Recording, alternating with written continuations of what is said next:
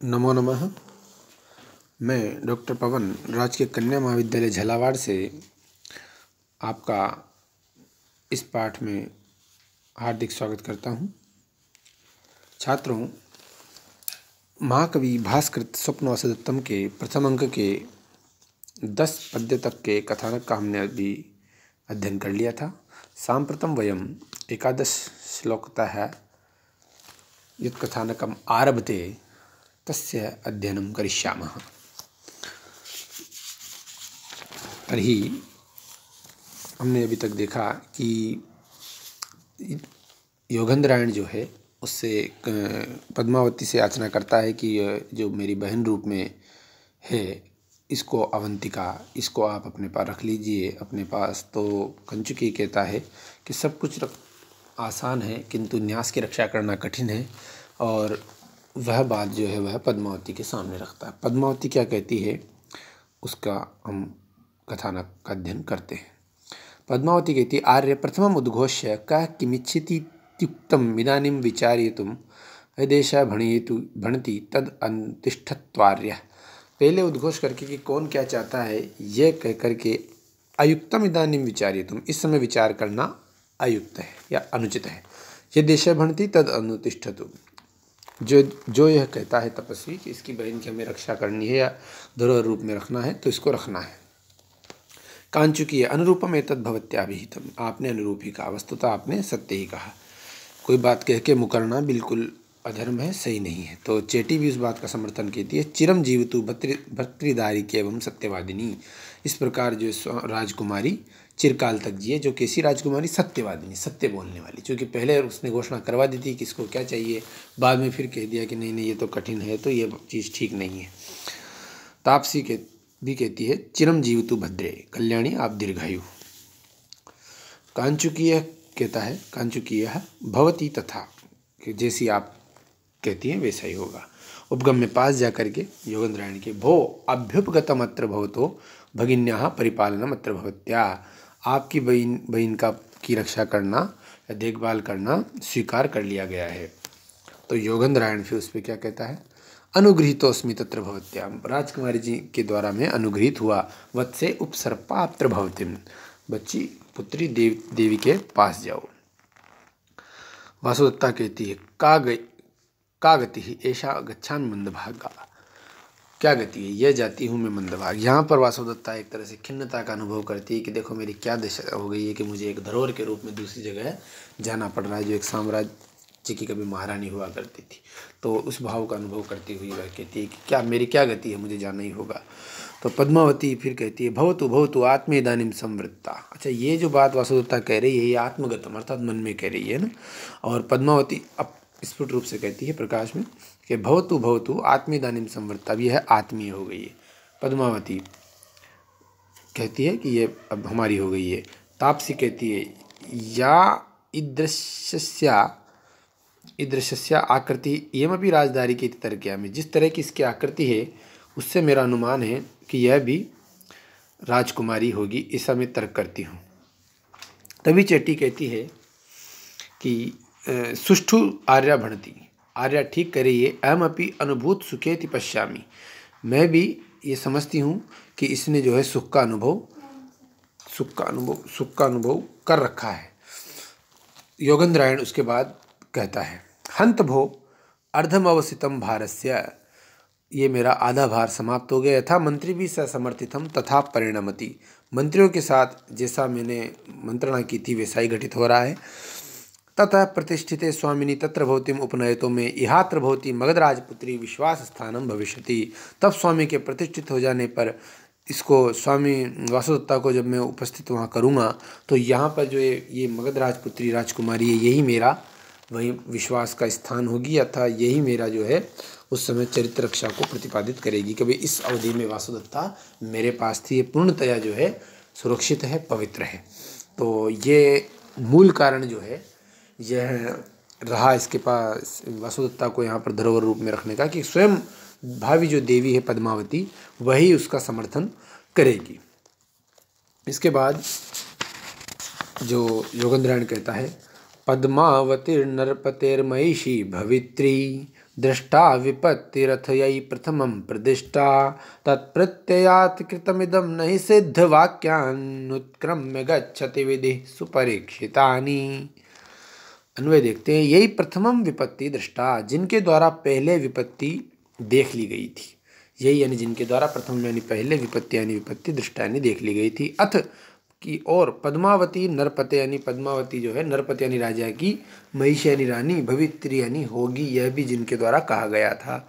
प्रतिष्ठा यानी प्रतिपादित किया गया था।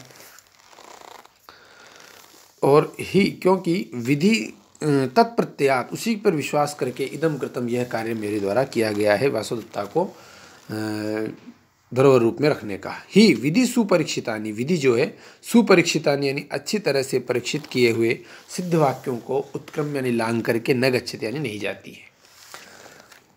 जो विधि होती है वह अच्छी तरह से परीक्षित किए हुए जो सिद्ध वाक्य हैं उनका उल्लंघन करके नहीं जाती है। तो यही अर्थात पुष्पक भद्रादि भी प्रथमम पूर्वम विपत्ति ही राज्यापहरण रूपम विपद दृष्टा अवलोकिता कथिता उक्ता वा। अथ तदनंतरम पद्मावती मगधराजपुत्री नरपते राज्ञ महिषी राज्ञी भवित्री भाविनी प्रदिष्टा कथिता सूचिता वा। तत्प्रत्यात् तस्मिन् वाक्ये विश्वासात् इदं वासुदत्ता न्यासीकरणं कृतं विहितं विधिः भाग्यम दैवं वा सुपरीक्षितानि सम्यक् परीक्षितानि सम्यक् विचार्य उक्तानि सिद्धवाक्यानि सिद्धपुरुषाणां वचनानि उत्क्रम्य उल्लंघ्य न गच्छति न याति। भाविनो अर्थात सिद्ध वचनानुसारम परिणमन्ति इति। अर्थात जो इसमें मुख्य बात जो कही गई है वह यह है कि पहले जिन्होंने वस्तुपति विपत्ति देख ली थी, बाद में वही घटित हुआ कि उदयन का राज्य चला गया। बाद में उन्हीं लोगों ने कहा था कि नहीं, पद्मावती जो है यह भी महाराज की रानी होगी। तो ऐसा वासुदेवता के जीवित रहते संभव नहीं था, लेकिन किस तरह से जो है उसका लावणक गांव में नकली जो है एक तरह से उसका छद्म रूप से दास दिखाया गया और उसको उसी वाक्य पर विश्वास करके मैं कि ये इनकी रानी होगी, पुनः राज्य प्राप्त होगा, मैंने ये वासुदेवता का न्यासीकरण किया है। तो वस्तुतः ये सब वाक्य ये भी सत्य सिद्ध होगा कि महाराज पुनः राज्य प्राप्त करेंगे, क्योंकि विधि जो है वह अच्छी तरह परीक्षित किए हुए सिद्ध वाक्यों का उल्लंघन करके नहीं जाती है।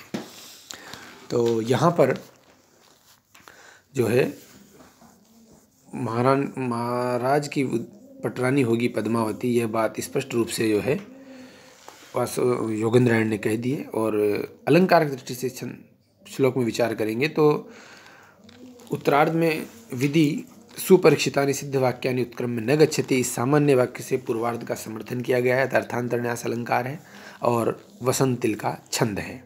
उसके बाद ये बात होती है तभी एक ब्रह्मचारी का वहाँ पर प्रवेश होता है और ब्रह्मचारी जो कहता है तथा प्रविशति ब्रह्मचारी ऊर्ध्वम अवलोक के ऊपर देख करके स्थितो मध्याह्न, अरे मध्याह्न काल हो गया, दृढ़मस्मि परिशांत, मैं बहुत थक चला हूँ।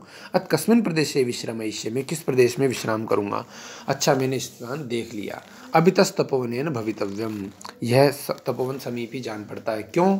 क्योंकि वह वर्णन करता है विश्रब्धं हरिणाश्चरन्त्यचकिता देशागता प्रत्यया वृक्षा पुष्पफलैः समृद्धविटपा सर्वे दयारक्षिता भूयिष्ठं कपिलानि गोकुलधनान्यक्षेत्रवत्यो दिशो निस्सन्दिग्धमिदं तपोवनमयं धूमो हि बहुआश्रया। तो यहाँ पर ब्रह्मचारी के मुख से तपोवन का वर्णन होता है। अन्वय देखेंगे।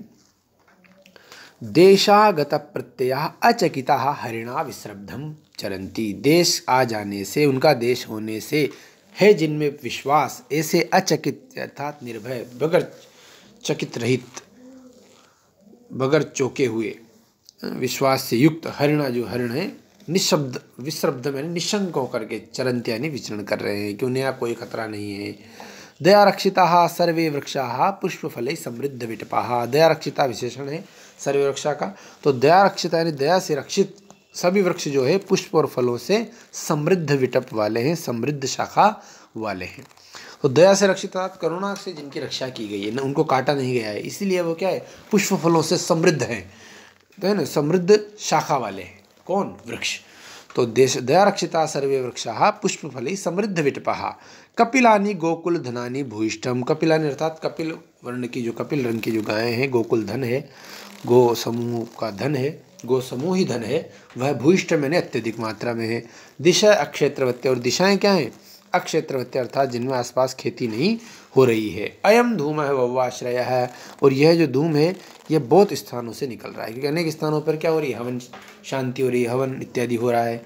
तो निस्संदिग्धम इदम तपोवनम, निस्संदिग्ध निसंदेह रूप से यह क्या है, तपोवन है। तो यह सब तपोवन की विशेषताएं दृष्टिगोचर होने से वह आखिरी में रिजल्ट परिणाम निकालता है ब्रह्मचारी के, निश्चित रूप से यह तपोवन है। तो देशागत प्रत्यय, तपोवन आगत विश्वास, तपोवन आगत विश्वास, तपोवन होने से जो विश्वास है जिनका, तो तपोवन आगत विश्वासाः अचकिताः निर्भयाः हरिणः मृगाः विश्रब्धं विश्वासपूर्वकं निश्शंकं चरन्ति विचरन्ति। दयारक्षिताः करुणापालिताः सर्वे अखिलाः वृक्षाः तरवः पुष्पफलैः अर्थात पुष्पैः फलैश्च कानन कुसुम फलैः समृद्धविटपाः समृद्धशाखाः तादृशाः समृद्धाः शाखाः येषां ते समृद्धविटपाः समृद्धशाखाः। कपिलानि हि कपिलवर्णानि गोकुलधनानि हि गवां समूहा धेनुकुलानि धेनुकुलधनानि भूयिष्ठम अत्यधिक मात्रायाम् अत्यधिकं वा सन्ति। दिशः दिग्भूमयः अक्षेत्रवत्यः कृषिक्षेत्ररहिताः। तथा च अयं धूमः अयं यज्ञीय धूमः बहुवाश्रयः अनेकोत्पत्तिस्थलः अनेक उत्पत्तिस्थलयुक्तः बहुवः अनेकाः आश्रया उद्गमस्थानानि यादृशी स यस्य स तथा भूतो अस्ति। अतः निस्संदिग्धं निश्चित रूपेण इदं पुरदृश्यमानं तपोवनम आश्रम पदम अस्ति विद्यते। निश्चित रूप से जो है तपोवन है। तो यहाँ पर हमें अनेक चीज़ों के दर्शन होते हैं विशेष। एक तो सबसे बड़ी बात जो है, उस तपोवन के अंदर जो है मृग समूह या वहाँ जो जीव जंतु है, इतना अधिक अहिंसा का वातावरण है कि वो विश्वस्त रूप से निशंक होकर के विचरण कर रहे हैं। इससे पता लगता है कि वहाँ पर कितना अधिक अहिंसा का पालन होता है, कि जो एक जो पशु पक्षी हैं वह भी वहाँ पर निर्भय होकर चरते हैं और उनसे वो भी अपनत्व महसूस करते हैं। वृक्षों के प्रति भी वहाँ पर एक अपने मित्रवत भाव है, दयापूर्वक भाव है, उनको उपभोग नहीं किया जाता है, बल्कि उनका आवश्यकता अनुसार उपयोग करके उनकी भी समृद्धि रखी जाती है। तो इसी कारण जो है वह दयापूर्वक उनका उपभोग किया जाता है। तो वृक्ष भी यहाँ पर समृद्ध हैं। और गाय जो है, गाय गोपालन बहुत मात्रा में होता है, तो इसलिए गायें भी बहुत हैं। और दिशाओं में आसपास जो है, वहाँ उस आश्रम के आसपास कोई खेती नहीं है, क्योंकि आश्रम का क्षेत्र है इसलिए। और अयम जो धूम है, अनेक स्थानों पर धुआं अर्थात हवन शांति निरंतर जारी है।